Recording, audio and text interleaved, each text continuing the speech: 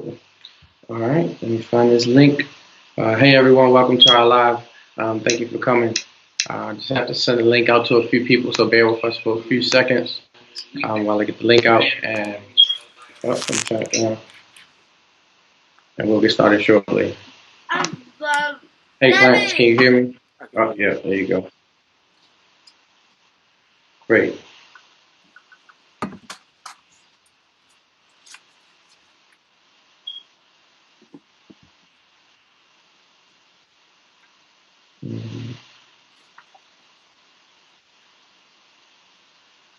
Okay, Clarence, do you have the link or you don't need it to share? Go ahead and send it over to me, please. Let me send it to you now.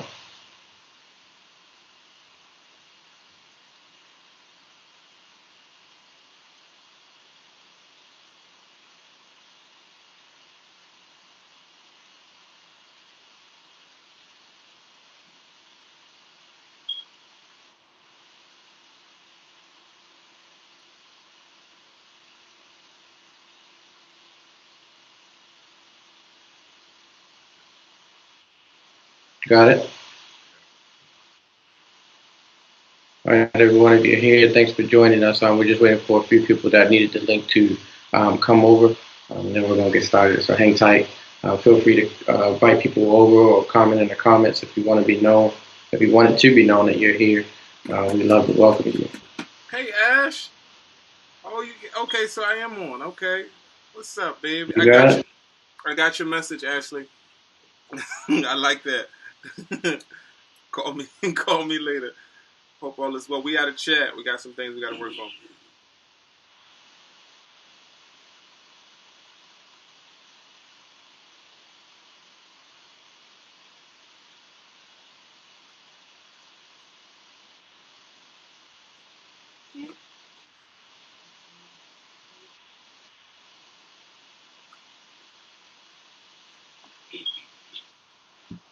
Okay. Can I get more chicken? Hey, Ash, I need you to share this for me so that we can get it out to everybody that we need to get it out to. Yeah, everyone, if you're here and you think this is something important, I know a lot of us have people that we can relate to it. We don't struggle ourselves, mental illness and anxiety and different things like that. Share this link if you know someone that may be interested in hearing what we're about to discuss. We're going to go over the what this is in the platform in a second, and then we'll get to it. No, is it possible for you to share it now? I don't know how you're viewing this, Ash, but I don't.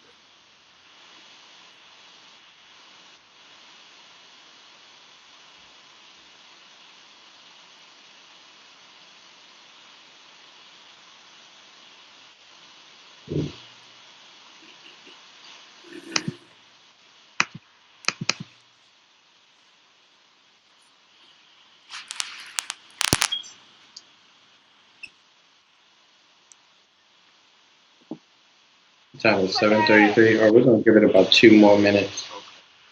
Bill, Grandma. I don't know the dad's name. Okay, babe.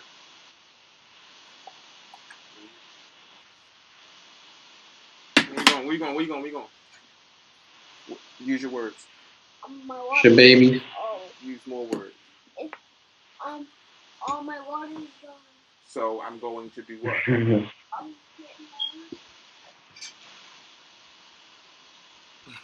Come get them.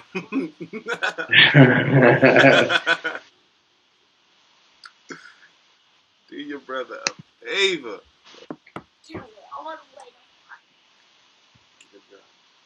Everybody eat all that chicken and those potatoes.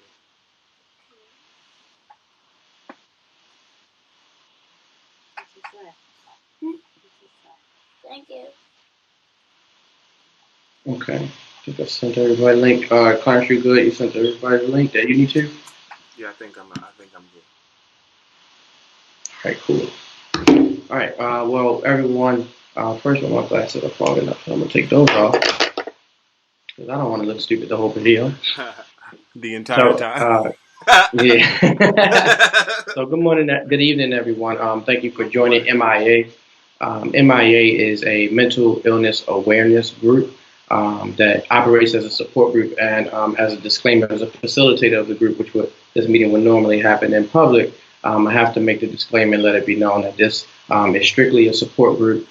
This group does not take precedence or place of any medical or professional help, and it is not a place where we can give or seek medical or professional help. Again, this is a place for support, especially during our tough times, during these tough times, during the quarantines across the world, and the COVID-19 virus that seems to be sweeping closer and closer to home every day.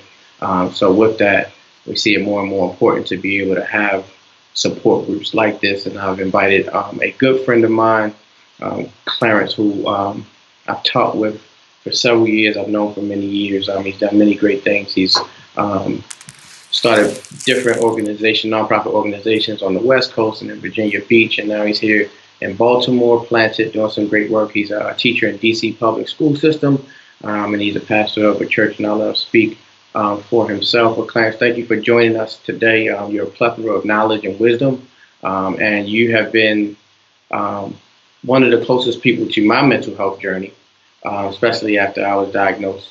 And we've been along the same lines in a lot of times, and I'll let you speak for yourself, and then we'll get started on the platform. So Clarence, thank you for having us. Have some of my guests here that don't know you. I'd introduce myself to your guests, so you can go ahead and take the time to do the same. Absolutely. First, thanks, bro, for this opportunity. As you stated, this is not a substitute for seeking mental support, mental health support, especially during this pandemic. There's so many people who are facing challenges, whether it be physically or mentally, emotionally, that this pandemic doesn't help. Some people escape home, right, because of a situation like this. Exactly. Because of home situations. And to have to stay home is daunting for a lot of people. And so I'm excited to be able to engage in this discussion. Again, not to be able to give clinical help, if you need, but to provide support. But again, like Robert said, I've traveled the country doing ministry work for quite some time. I'm now a teacher at DC Public Schools. I'm a single father to a 5-year-old and a 6-year-old. That you'll hear. That you will hear throughout the entire call. But I think that again, there's some men out there who share that same testimony where it's like, I'm raising my children. And so we were just on a call with one the other day, remember? Yeah. So I'm excited, and I want to get started because we're already behind the time. And so thank you for having me. If you want to find me, just follow me at Pastor Jack. That's at PASSAJAX. And that's on all social media platforms. Send me an inbox if you have any questions, and I'll entertain it as soon as I can. And that's pastor, not to be confused with pastoral. It's pass out, right? It's like, pass like up. the old Southern. All right, got you. It's pass up. So, one thing I wanted to talk about, and we're only going to 30 minutes tonight. Again, as a support group, if there are things that you want to talk about as we're speaking, please feel free to comment in the comment section or reaction section as we get them. We will address them. But I know for me, Clarence, I think it's interesting that we do this today because, as you already know, but I'm sharing with the viewers today, has been a real battle for me mentally, just because of the quarantine, in a sense that it's putting a strain on me that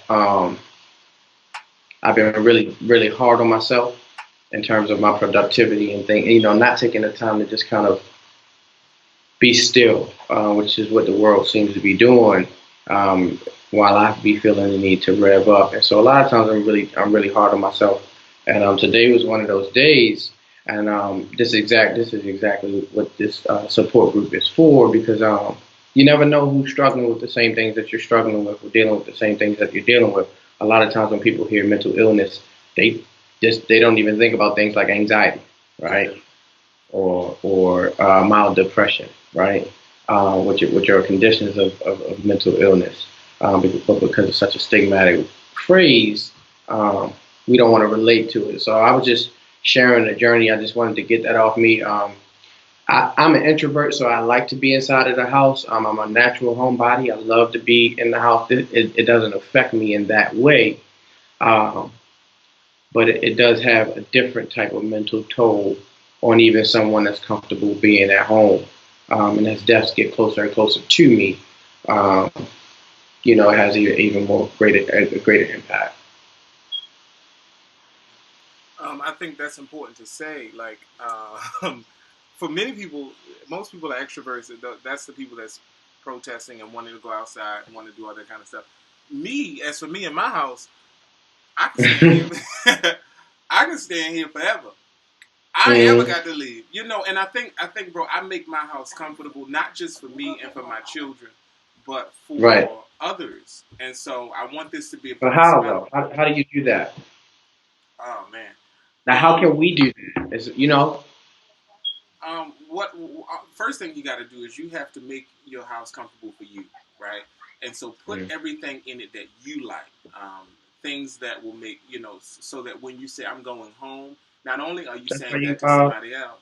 Can you hear me? that's why you pick those ugly curtains behind That's you. exact, and that's why I got these lights on. Alexa, turn the lights on. Go ahead. I'm sorry. this. Oh wow! Look, wow. You made your house for you. You're a living testimony. Go ahead, brother. Hey Finish yo, what you were my house is made for me, bro. Like saying. I keep I like a homey house, right? I like a homey Mhm. spot. And so I make sure that, like, even when I went to buy my couch, right, it had to be comfortable, right? Because if I entertain guests and they happen to stay over later, I want to make sure that, they have a comfortable spot. I don't want them to feel uncomfortable in my space. And so that's why, my recognizing that I'm an introvert allowed me to realize that because of that, I need to make an incubator. I need to make a place where I can go, be safe, be secure, get my work done, hide from the world. And so, what COVID has taught me is to embrace the fact that I am who I am, and to appreciate, being able to just kind of sit still and enjoy Mhm. being still. But being home, shoot, I wanted to do that anyway. But you know what though? Um, so it's interesting. I don't know because I know for me, like, okay, I'll share. I took a big hit last year. Um, it's no secret to most. I had a son, my youngest son, Malachi was born, and there was a lot that I went through with that. And literally, Clarence, I stayed in my basement for about 6 months after that entire ordeal was done, just healing myself, right? Just healing my brain. And what I learned is that during that time, um, and I think this is the case for most people, I wasn't comfortable being with myself. So it's interesting to hear you say you got to make your house for you when I wasn't even for me yet, right? This physical four walls couldn't. There was nothing I could do to it to make it more for me. So I'm really thankful for that 6 months because I don't think I would be able to stomach a quarantine in the condition that I was in had I not learned those tough self love skills and all of the things that we discussed and things that I learned in that process of really facing myself. So I think it could be a tough time for a lot of people just in that sense because really you really have to take an examination of your life. In terms of whether you're getting, paid and whether you're able to take care of your family and how you position yourself in life and in society. And social media has tons of things, you know, coming at you at one time. And then a lot of people are forced to be teachers now. Luckily, that's something that we're gifted to do. But a lot of parents are forced into teaching now. And you know how tough teaching is. So, um, what are some tips to? I mean, for me, this journey of mental illness is hard work. There's no quick fix. There's no um, hocus pocus. It's a daily task. Um, and so, what are some practical ways or practical steps that you have um, for them just sort of get to the place where you even can make a home for yourself? You know. Man, Does that make sense? it makes perfect sense, and I think that's one of the Mm-hmm. best questions anybody could ever ask. Thank you. Be- I came up with it myself. all by myself. I think one of the things that I can share with people, and you're right, you could have, and my sister is in here, she's giving me all these things to think about, so I appreciate you, Ash. You can have the best house, the most comfortable spot, the whole 9 yards, and still be depressed, anxious, outside of yourself. And so one of the things that I had to learn prior to build, because, like you were alluding to, I didn't always have this space, right? I lost my mom Mm-hmm. on my daughter's 3rd birthday, and that was, at this year it'll be 4 years. And so when I lost her, nobody thought that I'm talking about people who knew me better than the people who see me.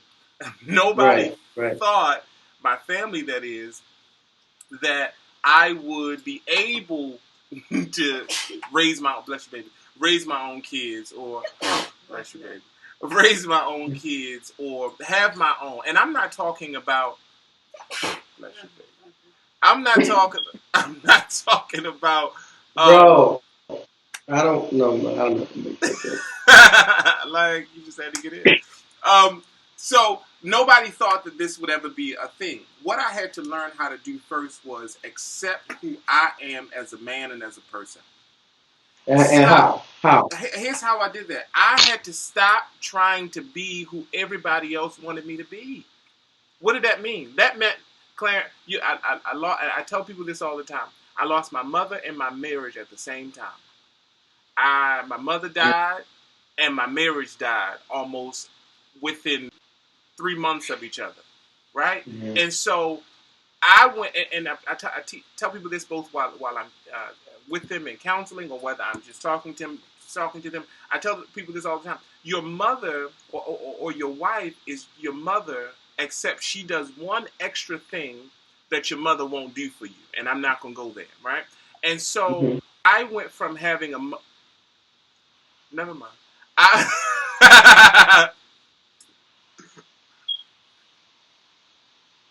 Wow, I can imagine. Yeah. So what I had to do. So hang on. I'm hearing a feedback in my own ear, and I don't like it.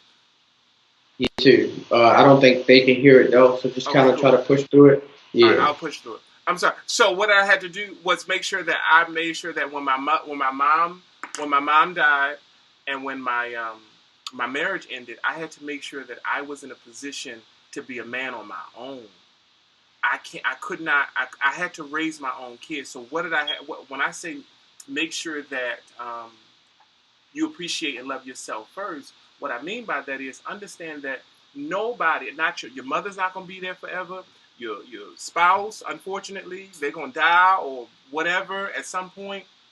It's necessary. You have to be able to say, I love me, whether I'm broke, whether I'm hungry, whether I don't have a roof over my head. I was teaching, bro. I was teaching, making great money, sleeping on my sister's couch. Like, it wasn't, it wasn't one of those things where, I had all of the, I'm making, I'm in a great position, and, I'm a leader in society, and then I go home and I have this wonderful spot. No, here I am dreading going home from my teaching job because I knew that I didn't have no more than a couch to go to. This was just 2 years ago. And so it wasn't just, how can I say, it wasn't just, finding my own things physically. I had to find myself mentally. And I knew that for 29 years, I had been living for everybody else. I had done what the Amazon Church told me to do. I wear a black suit, look this way, and I did it all. And it didn't work.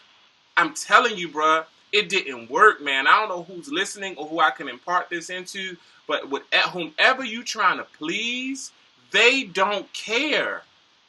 They do not care. If you don't do what they tell you to do, or if you don't do it the way they tell you to do it in that moment, they're going to nix you.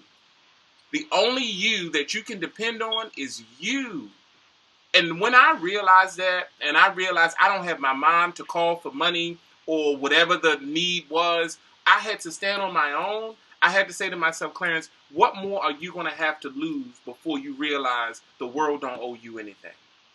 Mm-hmm. And when that slapped me, and I know that that's a hard place for a lot of people to be, but that's Yeah. how I got to where, that's how I'm able to stand on my own now, is because I knew that everybody who I could depend on or had depend on had left me. And I was by myself, trying to make Mm-hmm. it with 2 children. I couldn't, I could not go back. I couldn't. So I hope that, chips away at the surface of Yeah, the question. definitely. And I definitely can relate to that experience. I do want to address someone in the comments said, I disagree with that, Clarence. 2 totally different roles in terms of mother and wife. And I understand both perspectives. But I think, and this is from a woman named Ava. So thank you for commenting. Thank you, And Ava. I have I appreciate that. some other comments to read as well. But what I will say, Ava, is that for a man, um, I don't know, it fares a little differently. And what I mean is, I didn't grow up with my mother, but I know I've spent a lot of time of my life looking for a type of love that resembled that. And it wasn't until I got to a tough place in my life that I had to learn that self love. Like Clarence said, I had to be able to look at me and be able to provide for me simply because I loved myself. Um, and nothing more than that. Simply because I had love for me, I had to place myself in a position to do things for me, but it wasn't easy because I'm with me 24 hours a day, right? And while everybody else, raise and things about me, I can see everything that's going on in my life.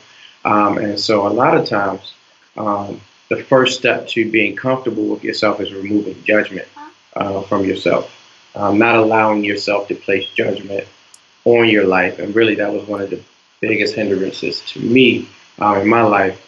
The amount of judgment that I place on myself. I think we all know our ability and our capabilities, which is where that judgment comes from, and we know our past.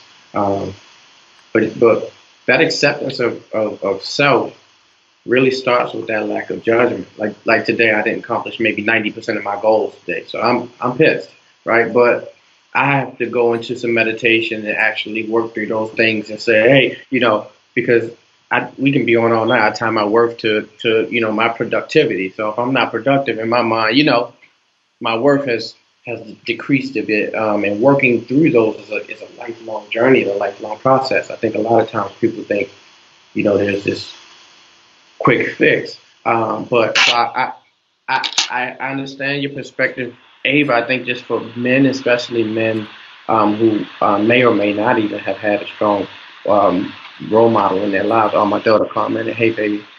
Um, it can be a challenge, but thank you for commenting. I I like to let me have let me let me Shirley. let me let me say something, Yeah, Ava, yeah, real yeah, quick, yeah. please, real quick, and I want to hear the next quick questions. Ava, I appreciate that statement. I appreciate that, and I think that you're absolutely right. But I want you to focus on 1 or 2 um, shared responsibilities that a wife provides and a mother provides. A mother is nurturing. A mother is going to ensure that not just the kids going to eat, but everybody in the house, everybody in the community is going to eat.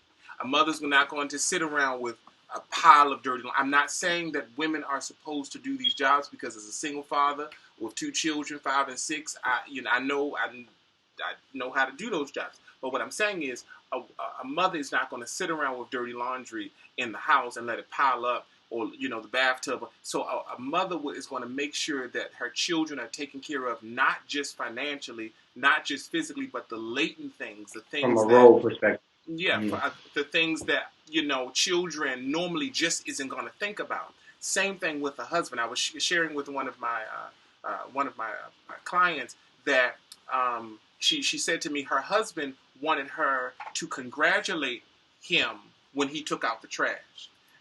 Almost say, "Oh, baby, I saw you take out the trash. Oh, that's amazing. You're the best man in the world." And she couldn't, for the That's how life I of am. her, understand why would he want me to pat him on the back to do something What that you're he's supposed to do. supposed to do anyway. I Mhm. said he's not saying oh, I did something That's something amazing. grandiose. He's just saying, hey, baby, look what I did. Just like your child. Your child cleaned their room or brushed their own teeth or did something that you're saying at this point, you should have done that anyway. But instead, you're saying, hey, baby, I know, look at you. You're the best 4-year-old in the world. And so I respect your position, Ava. I appreciate that. And I'll take that into my own Rolodex to be able to use it in my own practice. Thank you. Good job, man. From Chanel, and I'm not rushing through, but I told everyone we keep it to 30 minutes tonight. Usually these meetings will be an hour, but it's our first one virtual. We wanted to see how Well, it goes. It's I going think we'll very just great. get through as many We have a lot questions of as we can. comments. Yeah, Go get ahead. through as many. I think we should just get through as many as we can. Cricket game. Let's see. Silly game. Whoa, who was that? Oh, that's your baby. I was like, what was that? Chanel said, hello, I have mild depression and still learning to deal with myself. I'm also a person who go in my head and think a lot, and dealing with this situation can be hard on me sometimes. And dealing with a teenager in the home, how would you tell a person like me to deal with this situation? Also, I've never been a home person, so this is new. You wanna go with that first or? It was Chanel, right? Mm-hmm. Chanel, baby, Chanel. you are, first of all, you are amazing. Nobody really understands what you're going Daddy, through. who is this? Daddy, give me just a second. Nobody really understands what you're going through, Chanel. But here's what I would recommend for you. You need to start journaling. Get you, and I would not recommend you putting it in a notebook or a spiral book. And I teach this to a lot of my clients. The reason I'd recommend not putting it in a notebook because I don't want you to be afraid to say what you need to say. And sometimes you just want to cuss somebody out, Chanel. Sometimes that somebody is that teenager. And you can't say it the way you want to say it. And you don't ever want him to find it or anybody else. Her, I think. I'm sorry? Her, I think. I think it's a daughter. Oh, you want her to find it. And so what I would recommend, Chanel, is that you would start journaling. Journal every morning. What do I mean by that? When you need to set that day. And what it sounds like, if I'm understanding what you're saying, what it sounds like is you are dealing with the type of depression that carries you from day to day, from situation to situation. And when you get up in the morning, you can't even function the right way. You're doing your daily tasks, but I feel like you're not really able to give it your all. And so when you journal in the morning, what you're doing is you're flushing out all of those thoughts that you woke up with, that you're carrying into the day. And I promise you, Chanel, I tried tonight. I promise you, if you journal, you're going to feel so much more relief because you're able to get that stuff out of your mind onto something and you're able to move on throughout the day. The other thing that I would recommend that you do, Chanel, is that you might, hearing what I heard, you might want to invest preliminary in somebody to talk to, not a friend, but somebody who has been trained and is certified, who's able to give you how to get through this circumstance or the next. But I'm encouraging you, and I hope that you would inbox me or Robert if you need more support. Yeah, that was great. I don't want to add too much to that because I'll be repeating a lot. But one thing I would suggest too is maybe having therapy with your daughter because it'll allow you the opportunity to understand a lot of things that's going on in her brain as well. And a lot of times, 60% of anguish comes from miscommunication or misunderstanding of things. So, Chanel, I'm praying for you. Teenagers, being a single, like Clarence said, there's a bubble of you across this country, and no one else understands what you're going through. We can empathize as much as we want, and we thank you for everything that you're doing for our future. Really quickly, we have like 1 minute. Clarence, I did want to share this comment with you. Tiffany said, I can relate. I lost my mom and marriage around the same time, too. I had no children, though. Thank you for sharing. I'm praying Yeah, for you. absolutely. I'm praying for you too. Minaj said that is my biggest weakness. I think she was talking about when I was talking about the judgment on myself. And Minaj, that there is a byproduct of just knowing how great you are, but expecting it today. And that's one thing that I really have to make sure that I'm guarded by. As I get older, um, I get worried about um, if I'm going to accomplish what I know I'm set here to do. I made some mistakes over the last 2 and 3 years that have really set me back. But I can't continue to judge myself for that. I have to correct what I can correct, and continue to just press forward every day. And it's the hardest thing I've ever done in my life. One thing I do, one thing I do every day is I look myself in the mirror and I say, "So what?" And then I walk away. And I try to go live my life after that point. Meditation also helps me as well. And I have a video that's coming out tomorrow. We had some technical difficulties today. It was supposed to come today, but it'll be here tomorrow. Just on, it's called 800 milligrams of meditation. And that's something that you may benefit from. Tell me, what was that called? Go ahead. That commenter's name? The young Minaj. Minaj. Let me recommend a book for you, Minaj. It's a book called I Am Number 8. It's called I Am Number 8 by John Curry. Pick that up. I have it on iTunes. The premise of the book talks about how do you feel, how do you manage life when you know you're gifted, but you also know your gift won't actualize for another couple years. The writer talks about David in the Bible. I need that book. It's called I Am Number 8. The writer talks about David in the Bible, where many of I am you, number 8. a lot of us have heard or know that David was anointed the king before he was actually appointed king. When he was 12. Yeah. Imagine being gifted but not given what you've been gifted with. Imagine somebody saying, and many of us hate this. I hate this, I'm sure you do. Somebody give you a gift and they say, but don't open it till Christmas.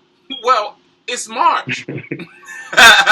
You could have waited, you know what I mean? Because now the anticipation, the expectation, all that is eating me alive, and I'm watching the thing that could possibly be what I want sitting in front of me. And so I Am Number 8 by John Kerry. He helps you to iron out how to be number 8. Because David is Jesse's 8th son. And so how do you be number 8? Be gifted, be anointed. And I hate to go into this, Robert. I know we got to go. But David was, they told him, where's David? He out in the field. David was dirty. The Bible says he was ruddy. He smelled and looked like sheep. And here he is the king. Imagine being dirty from your past, ruddy because people don't think you look the right way, and smell like sheep. You know what sheep smell like. You've been through some things. Imagine having all that stuff and still being the king. And so, Minaj, you're the queen. You just gotta wait for it. That's dope. That's dope. You just gotta wait for it. Nicole Veltri said, I would consider myself an extrovert in that I draw energy from being around people, but I'm not protesting having to stay home. My anxiety comes from not being able to help my students.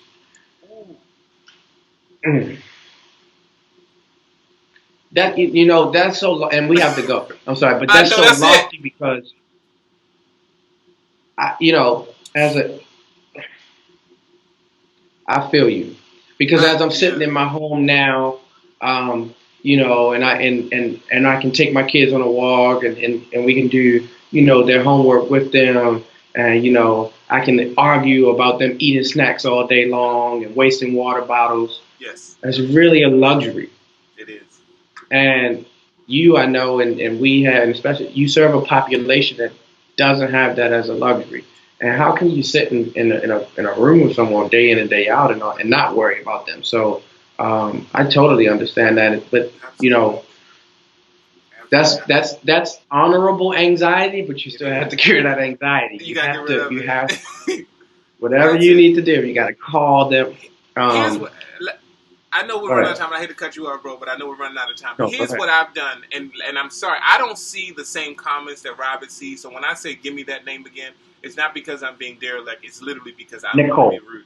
Nicole, let me share something with you. I understand you completely. I started teaching before I came into teaching. I was in the youth counseling field, mental health field. And when I moved back to Baltimore, it was Robert who got me my first teaching opportunity. And from there, and not to say I never wanted to teach, I just never, had an opportunity. And so now I understand what you're saying. So I went from teaching in the public school to now teaching in the jail, where I am more worried about my students now than I would have been, I think, if they were just at home with their parents. Because most of my kids are locked down 23 hours a day and that whole bit. And so I miss my students, and I understand your frustration. But here's what I've done to try to channel that emotion. I started a small little homeschooling program. I think you should do it. You're qualified. Small little homeschooling. You can do Zoom. You can do Microsoft Teams. You can do a whole lot of social apparatuses. But I did that to be able to get the itch out, but also to be able to say I'm still giving back. There are some parents out there who just cannot help their children with homework, but you can do that. There are some parents who can't read, but you can. And so if you offer yourself in that way, I think you'll be successful. That's dope, man. I just want to wrap up. Minaj said thank you. A few people said this was a great conversation. They enjoyed you. Chanel said thank you for the advice and she'll try our suggestions. Tiffany said thank you as well. Ava dropped the name of the book in the comments, so thank you. And as I prepared this video this live for video, in the descriptions of the video that I post, there are going to be a lot of links that will help support you in this time of need, or help support someone that you may love, from apps to YouTube videos to things to read, with a lot of information on incorporating new strategies and new skills to help us get through this tough time. We thank you all for coming. Just really quickly, Nicole said, thanks. Let me know when this is happening again. Love, and Tiffany said, love this. I now know I'm not alone. You're not alone. And we have more to unpack, Tiffany. I want to shout out my sister, Ashley McKay Pittman, who also Ashley McKay Pittman, who also says this was a nice conversation.